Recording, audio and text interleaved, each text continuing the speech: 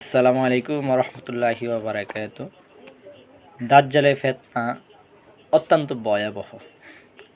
তার দিকে নেওয়ার অন্যতম হাতিয়ার হলো মৃত মানুষকে জীবিত করা। আজকাল তার একটি অন্যতম জাল হলো এআই ভিডিও, যার মাধ্যমে যে কোনো মানুষের চেহারা দিয়ে ভিডিও বানানো যায়। এমনকি মৃত মানুষের চেহারা দিয়েও এআই ভিডিও বানানো যায়। এছাড়াও মিথ্যা প্রপাগান্ডা, গীবত করা হয় এই এআই ভিডিও দিয়ে। যারা ইসলামের বাহিরে মতবাদ নিয়ে সমাজনীতি, রাজনীতি, অর্থনীতি নিজেদের মন গড়া মতামত দিয়ে এগুলো পরিচালনা করে, তারা এই এআই ভিডিওর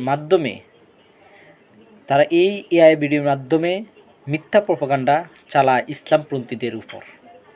তার উত্তরে আবার ইসলামপন্থীরা এআই দিয়ে ভিডিও বানায়।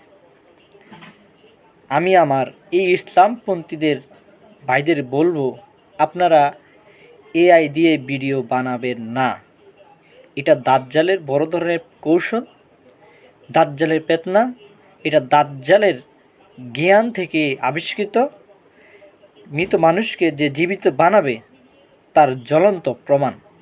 সুতরাং এআই দিয়ে ভিডিও বানানো থেকে সাবধান। এআই দিয়ে ভিডিও বানানো মানে দাজ্জালকে সহযোগিতা করা।